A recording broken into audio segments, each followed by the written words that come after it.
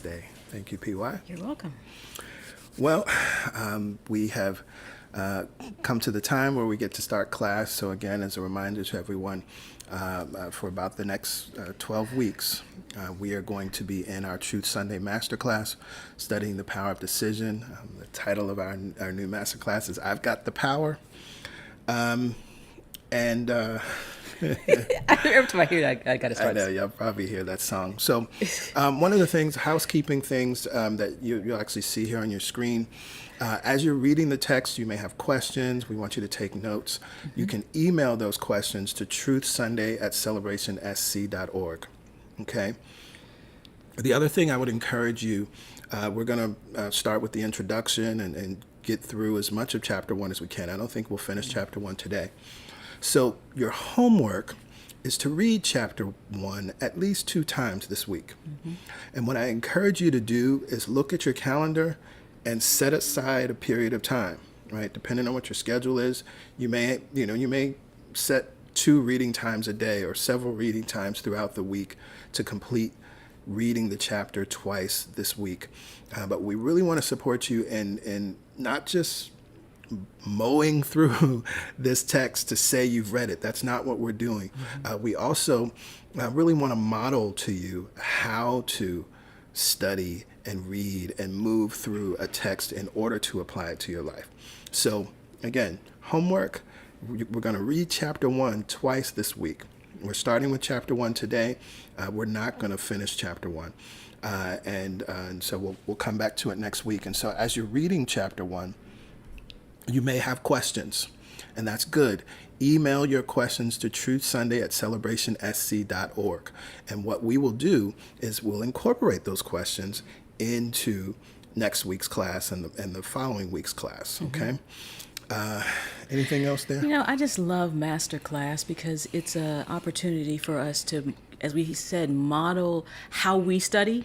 Mm-hmm. How we integrate what we're learning into our own experience, how we stop and we pause and we apply what we're learning to our experience, how we also know that if we're not in alignment with where we are right now, we just stop, take a pause, come back, right? Mm-hmm. Mm-hmm. You may not be at the level of understanding that this text is giving you right now, and that's okay. Mm-hmm. We are going to support you. So if you have questions, there are no stupid questions. Mm-hmm. We cannot answer what you have not asked. Right. It's almost like when you ask the universe, right. You ask and you expect an answer. Mm-hmm. We're here to support you in thinking through it and integrating. Integration is the most important part. Absolutely. It's not just memorizing the words. We say that all the time. Mm-hmm. The way we teach is very specific. Mm-hmm. We offer these classes for free because we want everybody to have understood and have read these classics and are integrating them into their experience in a way that you may not have ever done in traditional theology. You may not have done this like this. So it's very important. Take your time, read it, sit with it, and integrate it. Yeah. So with that said, let's get into it. And we are going to start with the introduction. And this is important. I think many times people ignore the introduction or the preface, or the preface. Yeah. And so it's very important to read the introduction. Would you like to be more enthusiastic about your life and more effective in your efforts? Would you like to know how to enjoy more success in your work and in your relationships? If doubts hold you back, wouldn't it be exciting to know how to let those doubts go once and for all? You hold in your hands a book that will inspire you to live the most fulfilling life you have ever imagined. You will learn life skills that will support your success in every endeavor, whether personal or professional. Even after reading only the first chapter, you will know that whatever challenges have thwarted you in the past, there is a positive way through them. The Power of Decision was first published in 1968. Its author, Dr. Raymond Charles Barker, was a gifted teacher, minister, and speaker who filled New York's Avery Fisher Hall at Lincoln Center every Sunday morning. Many of you may not have known that, right? When we think about New Thought and you think about the history of New Thought, this is a New Thought teacher that filled Avery Fisher Hall every Sunday morning. It speaks to really the powerful legacy of New Thought in New York. This book is more than a set of lessons in how to make better decisions. It is a manual for you, the choice maker, the constructor of your fulfilling life, the manager of your own mind, to become the powerful, productive, happy person you were born to be. Highlighted that for a reason. I encourage you to do the same. In the first chapter, Dr. Barker tells the reader, you are intelligence, capable of knowing the right idea at the right time to make the right decision.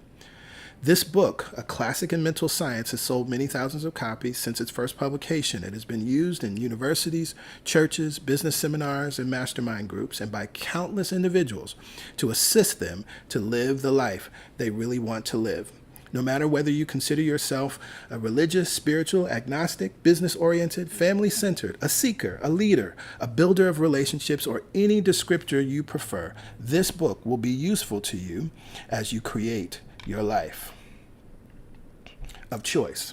Dr. Barker explains that you and you alone are responsible for your level of satisfaction. He writes, intelligence created you and set you free on a path of self-discovery and self-decision. I love this because it goes back to our meditation. Intelligence created you. That means you must be intelligent.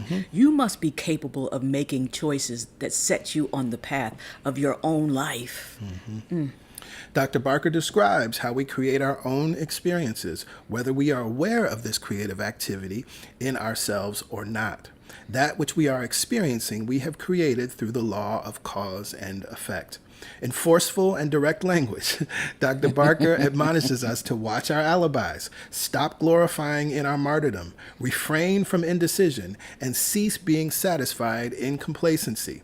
He does not let us off the hook of our own thinking, but he also does not leave us awash in what not to do. And this is, important. You will find he's very direct, as most New Thought teachers of his ilk really are from his time. Forceful and direct. And so this is part of why we're here to walk you through these pieces, to answer your questions and to support you in really applying it. Here are some of the life skills you will learn in this book. How to let go of problems. How to let go of guilt and remorse. How to manage your inner creator, your subconscious mind.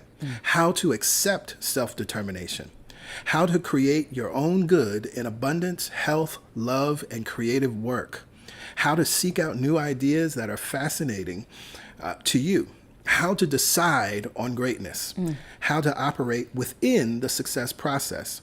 And how to change the world. Can we get a yes, yes? If any one of those things are something that you would like to learn how to do or improve your doing in. Or didn't realize you could do. How about it? Right? That I get to decide on my greatness. I get to decide on whether I let go of my problems. I get to determine my life. I get to decide on new ideas. As A Course in Miracles says, you are here to save the world, to change the world. Right? I get to decide how and when I do that. Yes, yes. Yes, yes. So this is powerful. New to this edition are several features that make this classic even more enjoyable. We see your yes, yes is coming in, and useful. A foreword has been added, written by a student of Dr. Barker's, a doctor and minister in his own right, Lloyd Judge Tupper. The Reverend Tupper shares stories about his beloved teacher that make the personality of Raymond Charles Barker come to life. I encourage you to read that. We have also added a glossary at the end of the volume defining some metaphysical terms that Dr. Barker uses.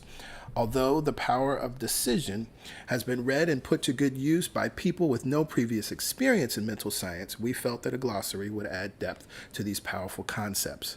Finally, we have included an appendix with applications of the ideas in the power of decision so that you can put these concepts to use immediately in your personal or business life. Your success plan has practical step-by-step suggestions to apply Dr. Barker's life-changing lessons to your own life decisions. The appendix was written by Professor Pamela Gray, who has taught Dr. Barker's book at the university level for years, and the glossary was written by Reverend Carl I don't know if that's Carl or Carl Huntley. We hope this book changes your life for the better. The truth is that there are great life-changing, empowering ideas already within your mind. Hear that again. Yes.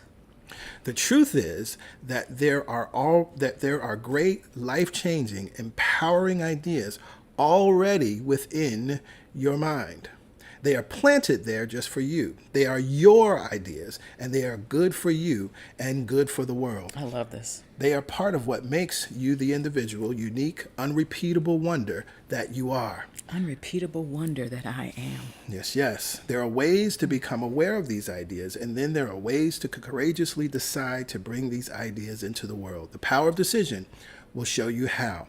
In the words of the author, you are the right person in the right place to create a right world for yourself. Can we affirm that together? Yeah, I have that highlighted. Yeah. I am the right person. I am the right person. In the right place. In the right place. To create a right world. To create a right world. For me. For myself. Yes.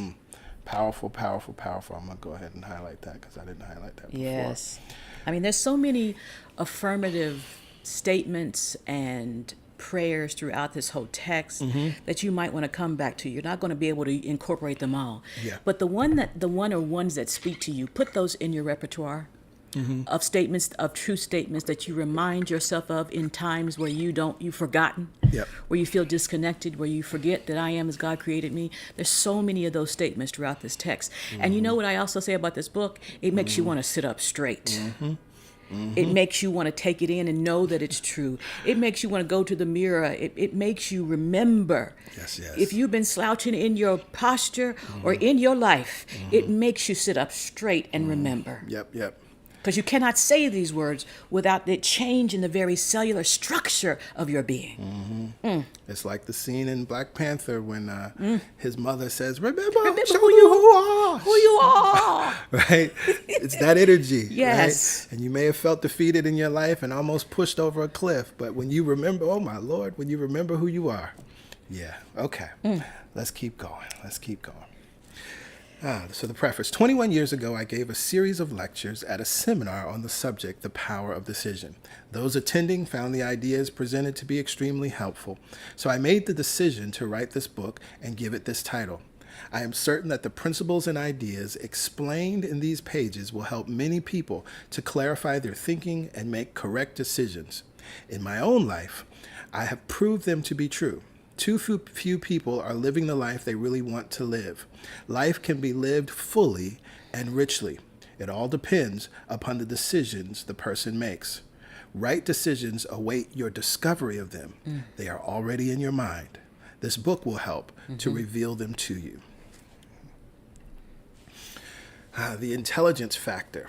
Let's see if I can. Okay. I'll be all right. The individual's ability to act unintelligently in a universe of intelligence is amazing. Unintelligence functioning in human consciousness produces wrong decisions. As a result of these wrong decisions, people limit themselves with sickness, financial strain, family quarrels, and frustration, all of which are unnecessary. The power to make right decisions is yours, and this book will reveal to you methods for creating a healthy mind that will cease making erroneous decisions. Modern science proves the universe, the cosmos, to be an arena of intelligence wherein intelligence, left to its own devices, will act and react intelligently. Science finds cause and creation by seeking the creative process as it functions in a framework of intelligence known as order, premised upon law. This creative process, individualized in man, is his capacity for right decisions. So what does this mean? This is beautiful. Because we talk so often, right? As above, so below, as below, so above. We understand in the wider context the truth that we live in an orderly universe, that actually it's one, right, which brings order, but also we live in a cosmos, not a chaos, right? We know beyond a shadow of a doubt there's absolute intelligence behind and back of and governing this universe, right? And that intelligence, doesn't have to be thought of as some being or person as God is anthropomorphized to be, but there is something. We just call it intelligence. Now, what we know to be true is, as God is, I am. As God is the ocean, we are the wave. And so that means that this same creative process, this same intelligence that we take for granted, the intelligence that allows our earth to spin, this intelligence that allows us to orbit the sun, this intelligence that allows us to even travel to space because of intelligent laws that are in place, the intelligence that allows us to see, as the Hubble telescope recently saw, the furthest star ever. It's way bigger than our sun and brighter and hotter. It's because of all of this intelligence that we're able to see this and know it exists and understand things about it. That same process is individualized in, through, and as you. Mm-hmm. And that is your capacity to make right or intelligent decisions. That intelligence, of course, it's present in your digestive system, right? It's present in your circulatory system, but it's even beyond that. That intelligence is present within you to make right choices and right decisions, intelligent choices, intelligent decisions. And usually those unintelligent decisions are those disconnected choices, those decisions that you make from fear, those decisions that you make not remembering that you're intelligent, that you're worthy, that you're loved. Those are the unintelligent decisions that are made. The unintelligent functioning in the human consciousness is forgetting all the things that we just said that you are. Yes. Right? You're acting from fear. Right. You're reacting from fear. You're not responding from intelligence. Exactly. Right? It's there. It's not just there for the scientists or the doctors or the whoever you consider intelligent. It gave everyone the same ability and capacity for intelligent choices, to create intelligently. The infinite mind could not act unintelligently. The cosmos would not be the visibility of total idea, law, and order if the infinite ever knew an instant of confusion. Think about it, right? I mean, we think of all the things that we create as humans that, things can fail, right? Cars are wonderful and, but an engine can fail or brakes can fail or something, a belt can break, right? But if this infinite universe was governed by that same reality, just one moment, one day, the sun, just went out, right? And then, I forgot I'm supposed to be shining. Oh, right? wait, Or what time is it? what day the earth just stopped spinning, like all of the things that would go into chaos and confusion. If it ever knew anything other than intelligence and instant of confusion, right, we would have chaos. It doesn't know that. Cause is never indecisive, never disturbed, and never defeated. It continues to act intelligently as law and order, no matter what we do with our lives. Right? The sun still comes up. I always think about that. That was what President Barack Obama said the day after Donald Trump was elected. The sun came up. Right? It's like we could do all kind of crazy stuff that's not to our benefit. The sun still comes up. Right? No matter what we do with our lives, no matter all the crazy stuff that we do, this order happens. Time and space forever remain the same as we move through them. Man or humanity may be limited, but the universe is not. I love it because reality is the same idea as this intelligence, this infinite mind. Now, our experience of reality, we get to create. We get to what we think of as mess it up, muck it up, damage it. But the truth of reality remains without chaos. Right. It gives us the ability to choose how we create and to choose again and again and again. But if it's almost like we're operating with this safety net. I like to talk about that. The net is always there. This reality, this experience of intelligence is always functioning. That's why you can't really mess it up. You can't, because you can always come back to the truth no matter what you do and reset. Intelligence created you. Any creation of an infinite intelligence would have to be intelligent. Also, the purpose, the plan, and the process of coming into being would necessarily be intelligent. We are an intelligent result of an infinite mind acting with purpose in ways of intelligence to express itself as intelligence in a universe of intelligence. Law and order are as inherent in an individual as they are in the universal scheme of things. Let's talk about law and order. We're not talking about legislated law and order. We're talking about the ultimate way things operate, the way in which the system flows, the way PG just said, the way the sun comes up, the laws and principles that we're talking about that are unaltered by our conditions and our experiences and our human thinking and our human ability to mess it up. That's the law and order we're talking about. We're not talking about morality in that sense. We're not talking about who's in office. We're talking about things that are just the way they are. Right. Law and order. Right. And that's what we're operating. If that did not exist, there would be chaos. Yes, yes. And that law and order, that spiritual law and order, that universal law and order is inherent in each and every one of you and each and every one of us. Hear this. This is powerful right here. The newborn child is the result of intelligence. For months, the intelligence in the mother's subconscious mind has been at work to bring this child into the world. It emerges into a world of possibility and flexibility to think and feel its way through its lifespan.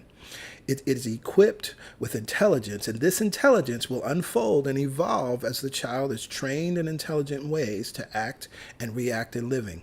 We think of the newborn child as being cute, but rarely as being intelligence in action. Every child individualizes the infinite mind. Every child. It almost makes me want to cry after, especially watching the special last night, where Gerard coming out. There's always that thought in the back of the mind: was I made as a mistake? No. Every child, gay, straight, trans, every child has intelligence in it, came intelligent on its life plan, its way, its journey. Yes. It was not a mistake. Nope. Nope. People, I said during the meditation, right? While your parents may have birthed you, God created you. Yes. Right. And this is echoing what Charles Barker is echoing what she was saying.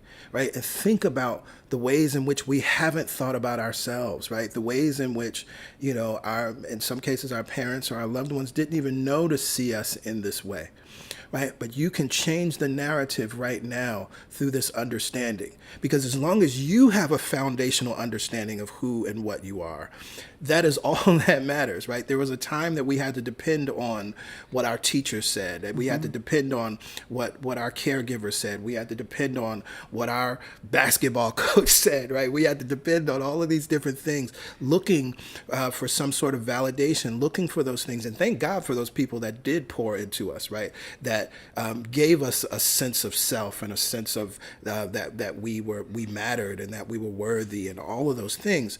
But the truth is, every child individualizes the infinite mind. You are the result of intelligence. Yes. I used to say, my parents weren't married, they weren't dating, that I was a happy accident. Now I'm just the result of intelligence. I'm the result of intelligence working in through and as them, in through and as the whole experience, just intelligence. And while I was a cute baby, I'm intelligence.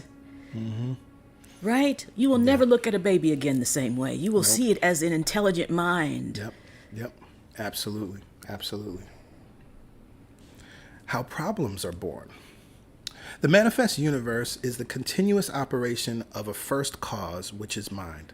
We are also a continuous operation of this first cause as mind in conscious action. Our conscious and subconscious intelligence acting in and on the universal subconscious of the cosmos has total power for self-expression and self-evolution. There is one God, one mind, one cause, and one intelligence, and we individualize this. Unto us is given the totality of mind for our use and for our distribution of its ideas into form, right? You hear this, we begin every prayer this way, right? There is one mind, one power, one intelligence, one cause, right? One God. We individualize it. We are the wave. God is the ocean. right? You think about all of the ways that the wave expresses itself, all of the ways that the wave is individualized and singular, and yet there's only one ocean. It continues to fade back into the one and express again and fade back and express again. Troubles result when an unintelligent factor is introduced into a field of intelligent activity. Worry is an unintelligent factor, as are fear, hate, and resentment. This list could include all the negatives known. I love this word, right? And I emphasize, as I said, unintelligent factor. Troubles don't result because of unintelligent people. See? And we got to be able to separate this now, because you're going to hear things and read things that have to do with our thinking. And we could start blaming ourselves, or we could move into shame, or we can move into guilt. And It's those the are present. unintelligent factors as well. It's an unintelligent factor, right? Just as, if you had a dish that was supposed to be sweet and it was incredibly salty, it's the factor of the salt that made the sweet dish salty. Right? It wasn't the dish's fault. The dish is not bad. The dish is not going to hell. The dish is not unworthy. So let's understand that worry are factors that may have been entered into our lives through our thinking. They are fear, hate, resentment, guilt, shame, doubt, lack, limitation, unworthiness, right? Like you could list all the unintelligent factors that have been operating in your life. Just if you just thought about that, all the ways that you've been thinking that have created factors of unworthiness, of doubt, of fear, of resentment, of anger, of shame, of guilt. Those are unintelligent factors. That means that God did not create them. Right. But you are not the unintelligent factor. Very important. Right. Here is the birth of the problem. Worry is the gestation period during which a negative situation is produced by our thought and appears in our experience as a problem. The universal mind, being impersonal, not knowing what it creates, yet knowing how to create it, remains undisturbed by the unintelligent creations of our thought, which temporarily exist within it. God is undisturbed by our wrong decisions, which are our unintelligent actions in a universal mind of intelligence. This is why we say clearly that God is unconditional. It's no respecter of persons. God does not forgive because God does not condemn. Right? All of this is rooted in that. God is undisturbed by your wrong decisions based on some wrong factors that were present in our lives. We're not judged by that, right? And God doesn't turn its back because, you was in a whole bunch of fear last week. Yeah, I guess I ain't going to bless you this week. Right? And so it also doesn't mean that because we were in a lot of fear, God was then punishing us with the results. We live in cause and effect, right? But God is not punishing or rewarding us in truth. Right, and we've talked about that over the past few months, right? But Pema Chodron says it, right? Pain is not a punishment, and success is not a reward. Powerful. Yeah, this whole section right here is highlighted and should be. Understanding the universal mind, its impersonal nature, right? Remember what I said, reality is undisturbed. Now, your experience that you create might feel disruptive. Right? Think about the sky and the weather, right? And God is the sky, not the weather, and so it can be our experience as well, right? That we're the sky, not the weather. The weather changes, comes and goes. The sky is undisturbed. Right. Think about it. If you were disturbed every time it rained, or it snowed and you didn't want it to snow, or we are undisturbed. We know that there are seasonal aspects to it. We know that the seasons change. We know that sometimes it's raining. We know that even if it's cloudy, the sun has to still be shining. Yeah. Know yourself as intelligence. After you read the next sentence, pause and then speak it aloud. I am pure intelligence, always acting intelligently. Let's affirm that together. I am pure intelligence. I am pure intelligence. Always acting intelligently. Always acting intelligently. And you can Screenshot this if you want to. We'll make it available to you if you want to have this and print it out and put it up somewhere. I am pure intelligence, always acting intelligently. Does your mind instinctively react with a no? Does this statement go against all your present self-conclusions? Right? Did anybody have, did you hear that self-doubt? Like, I am pure intelligence, right? Because most of us don't speak of ourselves in that way. First of all, pure intelligence we think are reserved for so-called geniuses, right? Some exclusive club. And that they're the ones that are always acting intelligent. They're always the ones that are using intelligence in any way. But the truth is, there's one intelligence. We are one with that intelligence, and we are individualized expressions of it. Again, does your mind instinctively react with a no?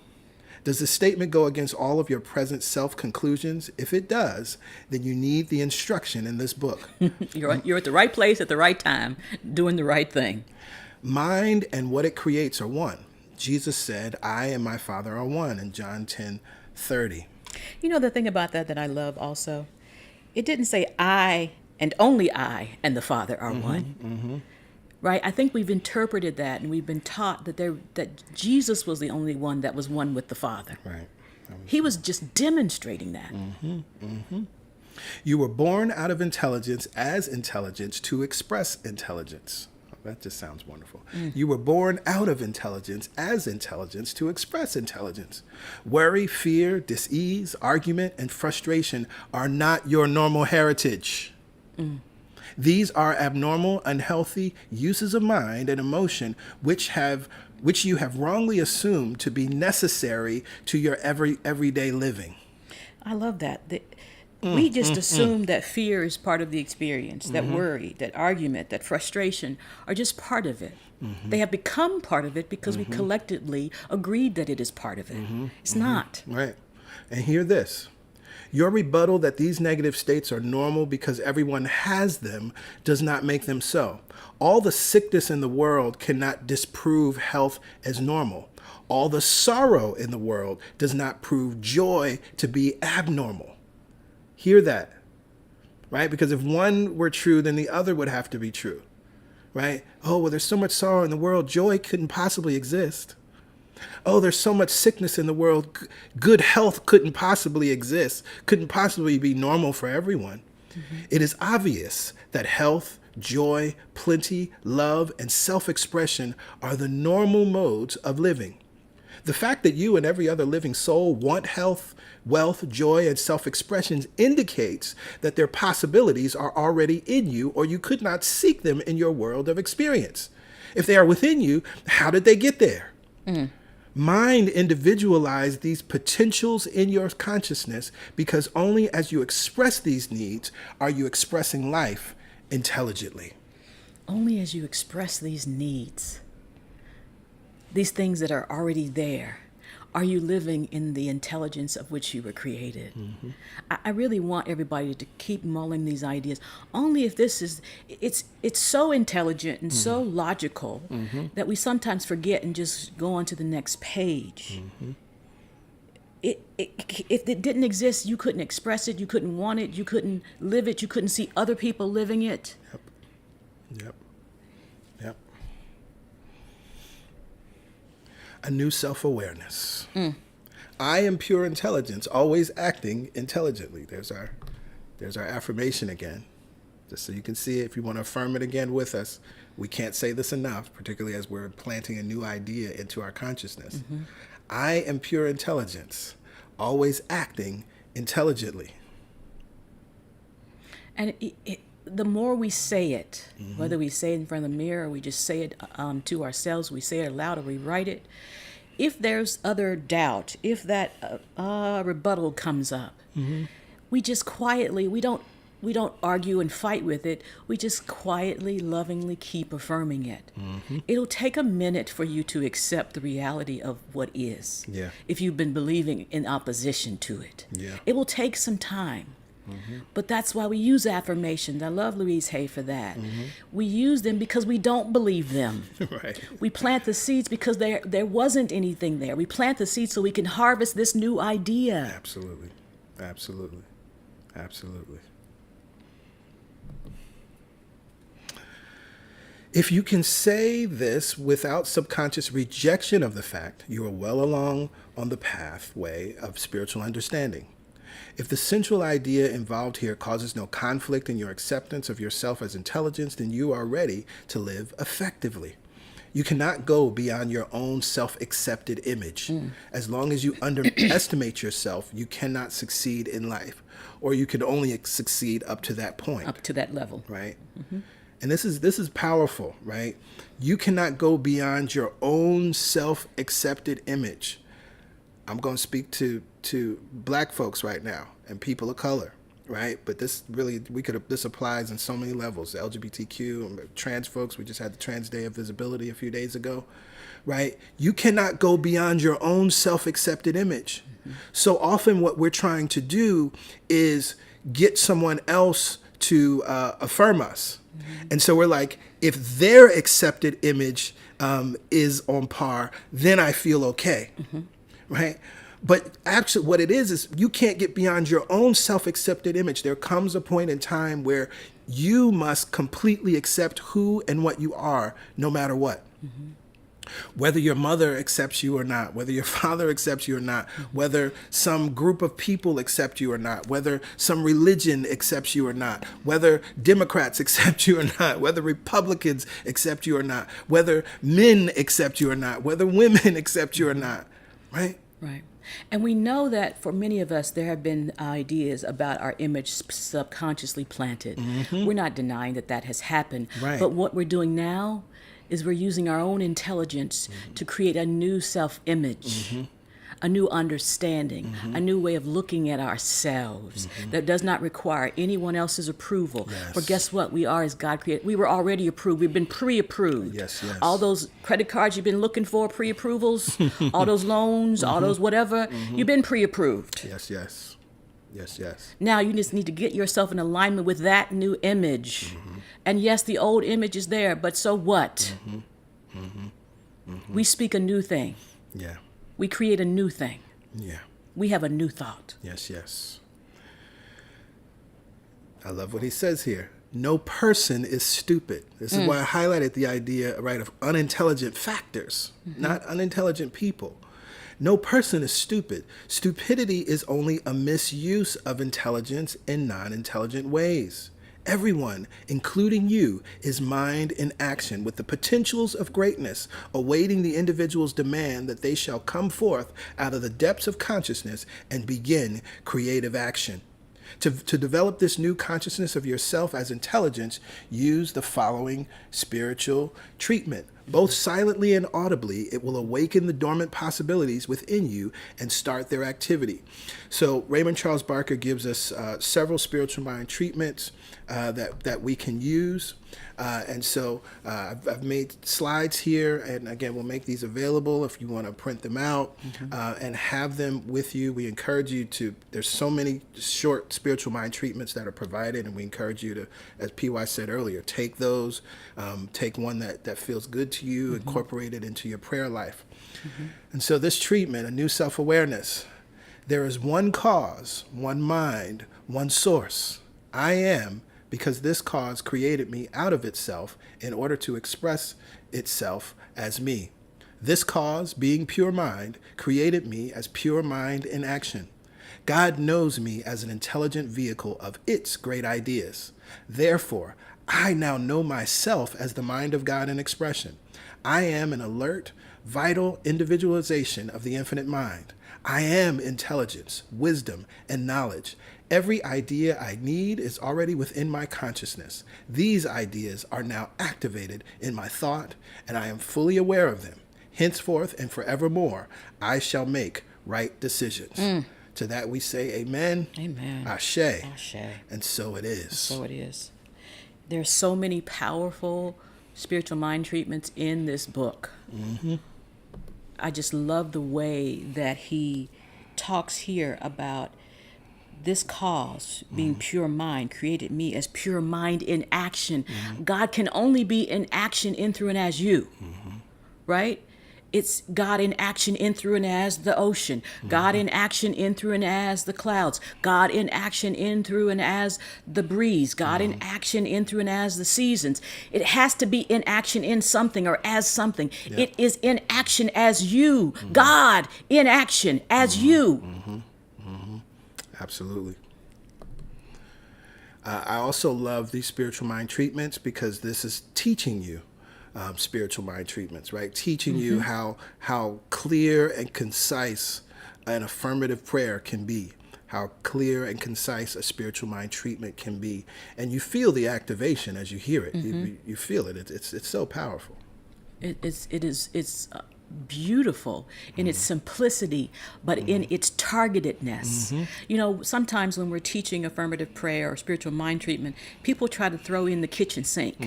They try to throw in their very specific minutia. This is talking in a global way about every aspect of your life. And so it doesn't get caught up in what the initial thing that is bothering you or the unintelligent factor operating in your life. It goes to the truth, it speaks the truth, and it brings the truth into action in you. There are beautiful prayers throughout this whole text. Pick one and use it for 30 days. It uproots our foolishness. It uproots the foolishness. Be done with the foolishness. Of course, Miracle talks about that. Enough of this foolishness, it says. Right. Enough of this not knowing yourself as God created you. Enough of this unintelligent factors operating in your life. Enough of this disconnection. Enough of this worry. Enough of this fear. Enough of this doubt.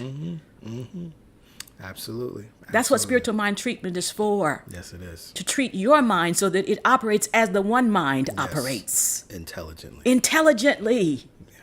Yeah. We go on. No self-argument. Your human mind may refute this with the argument that you have done your best through the years, yet you have made many wrong decisions, as we all have. No one has ever done their best. The greatest creative minds producing masterpieces in art, literature, dance, music, and the sciences have never been satisfied with their works. Never judge yourself by what you have done. Judge yourself in terms of what you will do. You are not the past. You are the present becoming the future. You are a potential of mind, and this mind knows only the now. It never sits in judgment on anyone, keeps no records, and knows only the good of you. That sounds familiar. It sounds like PY and used to be on Sunday mornings. God is not Santa Claus keeping a naughty and nice list. It knows only the good of you. Yes. God knows only the now, right? And this is important. It works both ways, right? We don't rest on our laurels of the good, what amazing things we've done in the past. And we also don't lament the past and judge ourselves and keep ourselves stuck in, oh, you made this big mistake. Oh, you did wrong. Oh, you did wrong. Oh, you made a wrong decision, right? Either way. It's not beneficial, right? Because God doesn't live in the past. God only lives in and knows the now. And it is seeking from this, the creative potential of the now to bring something new into being, right? This is part of what's underneath and what underlies visioning, right? What is God's idea of itself as my life, right? What is seeking to emerge and express as my life now? That's a present conversation. It has nothing to do with what you did or didn't do in the past. Absolutely. Again, there's so much to make you sit up straight in this book. Am I the only one sitting up straighter? Am I the only one's like, yes? I see a lot of yeses. It's so true. God is not keeping this list. It's not judging you. And here's the other thing, that when you read something like this, where it says you're unfolding and you're moving towards, and this is not hustle and grind either. Nope. This is not hustle and grind to get the next, to do the next, to be the next. Most people are hustling and grinding because they don't believe in what they are now. And so they're just trying so hard to get the next, to get the next, to get the next. This is not what this is talking about. Right. Well, the unintelligent factor is worry, right? Is lack, is, there's not enough. So let me get mine. Let me get mine. Before they get theirs. Or just in case I don't, you know. Right. It's not that. That's not what we're talking about, the unfolding of the next. It's knowing that your security is already in place. It's knowing that your prosperity is already achieved. It's knowing all of that in the present. Yes. The concert pianist may play a round of golf. The onlooker sees him as a golfer. His friends know him as a pianist. The fact that he is a golfer does not refute the fact that he is a pianist. The fact that you have made mistakes does not negate the fact that you are intelligence in action. Every person living has made mistakes. Those who proceed with living never waste time licking their wounds. New ideas take them the next step of the way. Separate in your thinking the golfer from the pianist. The next concert will reveal his genius at the piano. Separate yourself from your past wrong conclusions, for these are no longer what you are. You are intelligence making right decisions, for you are directed by right ideas, ideas that are functioning in the now, this day, this hour, this minute. Life never made a problem person. It made a person capable of handling problems. Somebody cue the B3 organ right there. Yes, Hammond B3. Life never made a problem person. It made a person capable of handling problems. Because you are pure intelligence.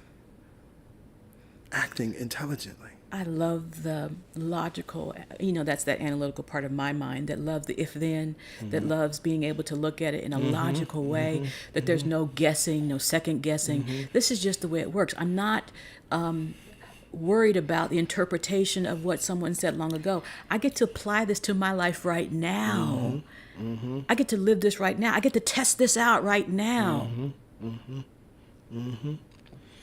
You are not the problem, and I think this will probably be the last section we read. You are not now, nor have ever been, the problem. This echoes again what I said. We're talking about unintelligent factors, not unintelligent people. You are not the problem. You are the person who sees the problem in order to activate the idea necessary to solve the problem. Ideas, not physical bodies, solve problems. That's deep on like a trillion different levels. When you think of our political system, when you think of our economic system, when you think of the ways PY already talked about hustle and grinding, ideas, not physical bodies, solve problems. Right. Bodies are in action from a solution. Right.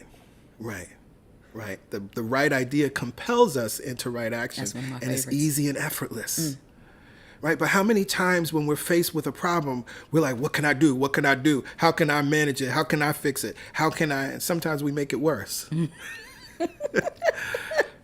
Because we didn't know that ideas solve problems, not physical bodies. And where do these ideas come from? Infinite intelligence. And who has access to infinite intelligence? And who is acting as infinite intelligence? Me, you. Yes. So it makes sense. Mind and emotion are the essentials of life, and you are mind and emotion. You are never the office, the thing, or the situation. You are intelligence capable of knowing the right idea at the right time to make the right decision. Your right ideas, activating right decisions, sound the death knell to all negatives. Evil cannot linger on the pathway of the right-minded, up-to-date thinking individual. The path of the just is as the shining light that shineth more and more unto the perfect day, Proverbs 4:18. That scripture defines you as you really are. The universe is undisturbed by human stupidity and ignorance, foolishness of what the individual really can be. The universe is never in a hurry. It is law and order. It waits for the individual to come to its senses, and knows themselves aright.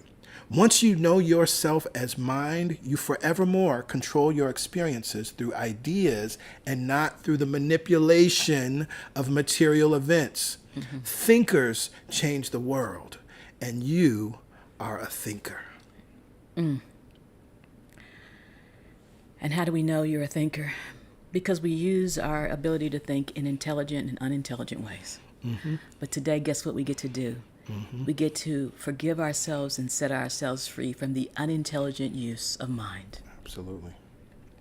Absolutely. Who, my Lord? So, for those of you who haven't started the book, I hope this has given you some powerful momentum. You're ready to read through it.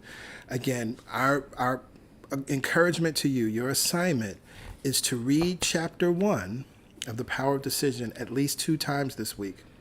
And one of the surest ways to commit to doing this is actually putting time in your calendar. Look at your calendar and put time in there to do it, right? Don't wait till it's Saturday night, next Saturday, like, oh Lord, we got masterclass tomorrow. Let me, right? Don't do that, right? That's not loving. That's not loving at Or all. beneficial. Right. If break it up into any kind of segments you want based on how your schedule looks this week. Keep it loving. You don't have to try to read a whole chapter, in one sitting unless you have the time to do that.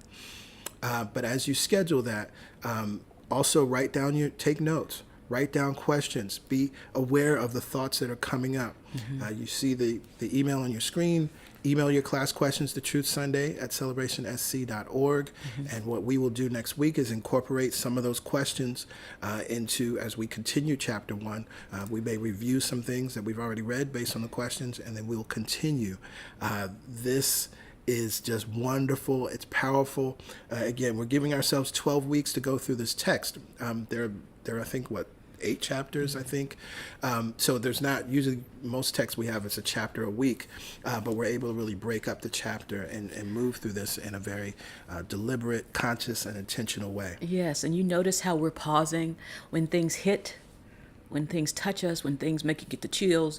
We pause and we sit and we digest that. We think about it. We apply it to things in our lives.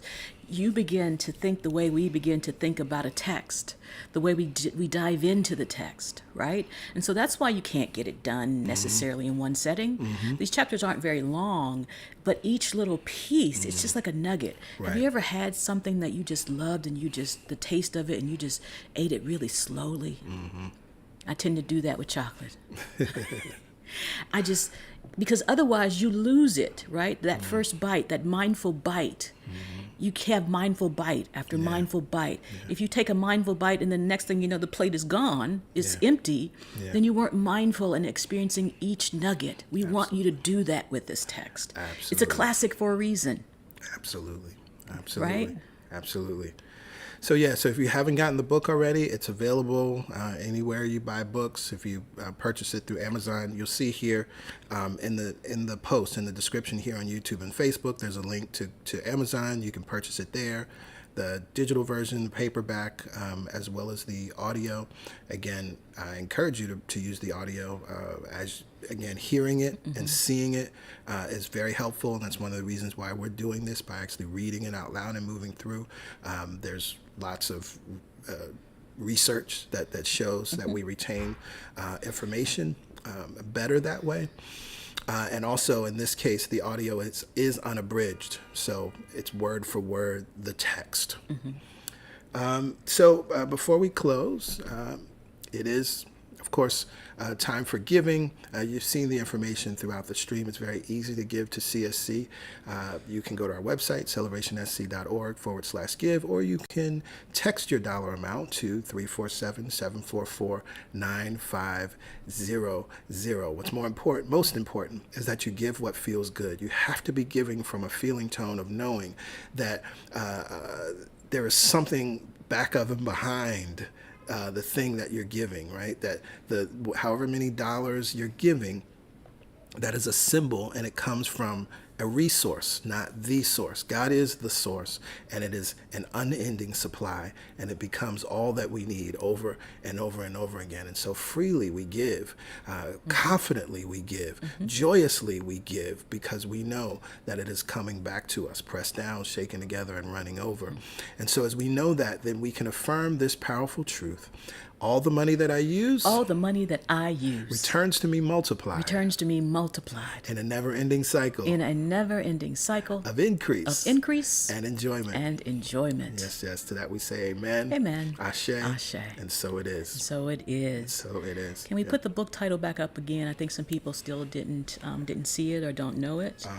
I can't put the book title up right now, but it is The Power of Decision by Raymond Charles Barker. Again, as you all are watching this, if you look in the post, whether you're on Facebook or YouTube, the title of the book is there, as well as a link to purchase it. So it is in the post, and it's available to you all. Again, we're happy to be doing this with each and every one of you. Normally, a class like this would be probably $4.97 or more as we move through this. But we're really happy that we're able to offer this to each and every one of you and do something unique. Tell a neighbor, tell a friend, send folks a link to this video so that they can tap in and be ready for next week because transformation is coming as a result of this, right? And so, it's up to you, right? Power of decision, right? You could decide right now. Transformation is coming as a result of this. And so each and every one of us that have gathered together have already made that decision in conscious and unconscious ways. So let's allow this good to flow and guide us into more prosperity, more joy, more love, more ease, more good. And as you begin to affirm our statements this week, that self-doubt might come up. So what? Yeah. Lovingly, gently. Lovingly, gently. Bring yourself back to the truth. And so we send you all lots of love. I pray that you enjoy the remainder of your Sunday and have an absolutely awesome week. We look forward to gathering together on Wednesday with many of you for the Momentum Prayer Call. And then all of us will join back together again for week 2 of I've Got the Power. All right. Yes, So y'all enjoy yourselves. We love you. Bye for now. Bye for now, everybody.